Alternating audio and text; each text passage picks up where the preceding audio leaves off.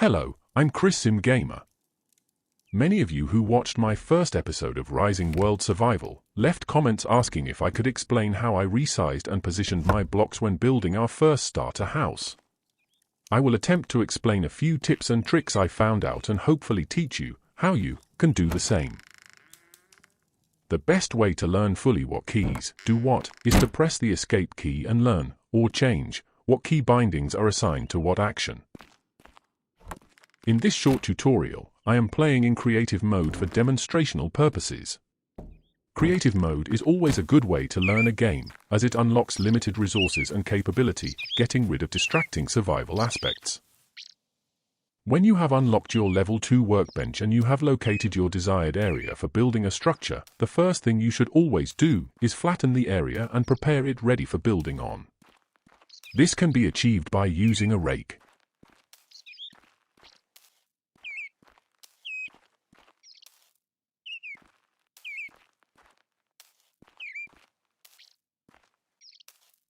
Then if you want to replace the grass on the ground, you can harvest some grass nearby with your sickle.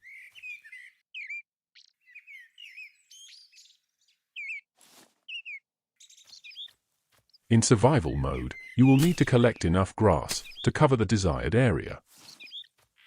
If you hold left Alt, it will bring up a radial menu where you can select the length of the grass you are about to plant. I have gone with short.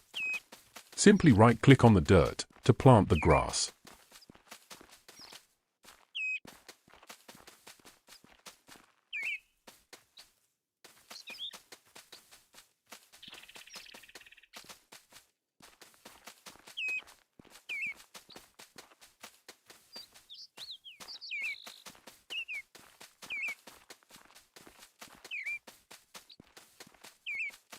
And there we go.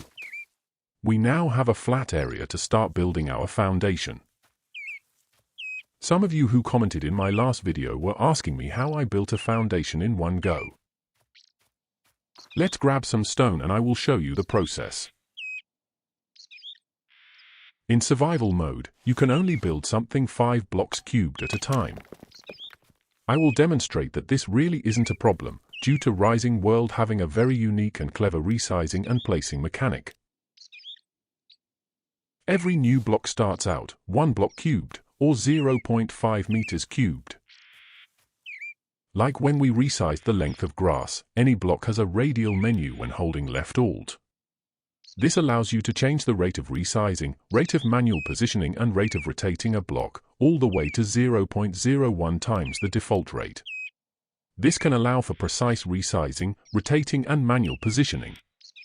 If I hold right shift, I can resize the block with the arrow keys, page up and page down.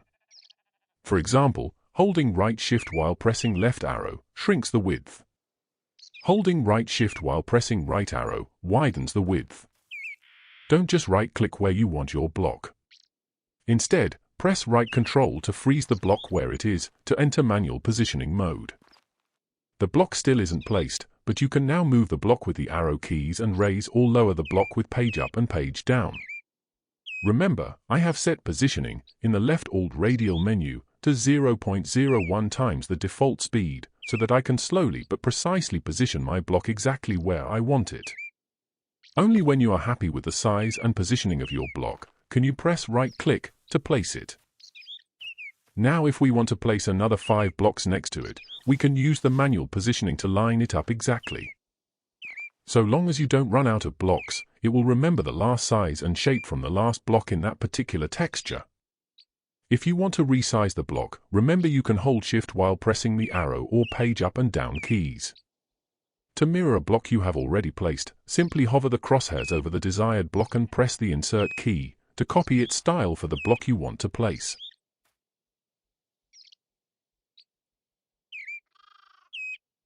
Then roughly line it up where you want and press the right Control key to enter manual positioning. Then it's a case of just pressing the arrow keys and page up and down keys to position the new block where you want it.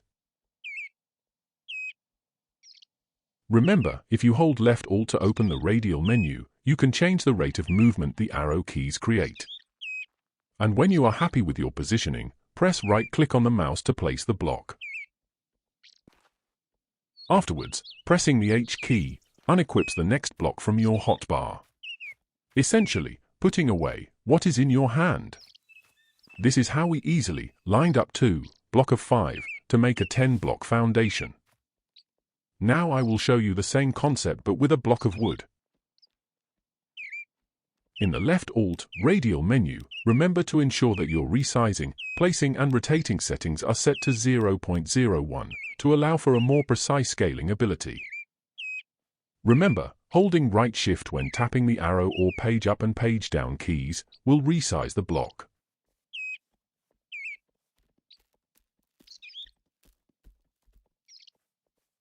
I am holding right shift and holding page down to shrink the height. The size of the block is displayed at the bottom center of the screen. The information at the very bottom left is the information of the block I am hovering over, in other words, half of the stone foundation. When you are fully happy with the resizing of your block, you can begin to roughly place it where you want and press right Ctrl to enter manual positioning mode. Then finish the placement by moving it to where you want it with the arrow keys and page up and page down keys. Because the movement settings in the left Alt radial menu are set to 0.01, it moves slowly. But you have more control of where you want to place it. And again, when you are happy with the placement, right-click on your mouse. Now let's add another wooden block, but this time, let's rotate it. Press right Ctrl to enter manual positioning. Instead of holding right shift to resize, now we will hold right Ctrl to rotate the block instead. It works the same way as resizing. Only when holding right Ctrl, the arrow keys and page up and page down keys rotate the block in different angles. The left Alt radial menu rotate setting are set for 0.01 degrees per key tap. When you are happy with your block's angle, let go of right Ctrl and continue to reposition the block using the arrow keys and the page up, page down keys.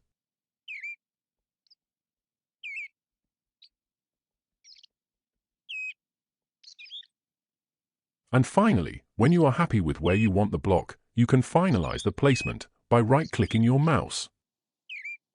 Remember, you can always copy this angle of block on any future block by hovering over this block with the new one and pressing the Insert key to copy its style. I hope this short video has answered many of your questions, and if you have any more, hopefully, I have the answers. I am enjoying the early access of Rising World. I believe it has the potential to be an incredible game, especially if you are like me and enjoy the idea of an open world, sandbox, world designing game with survival aspects, good graphics, and smooth optimization. The game also has active devs and is constantly being updated and improved. I thank you for all of your comments and likes on my first Rising World survival video. I will be continuing the series and you can expect episode 2 in the near future. Until next time, see you soon.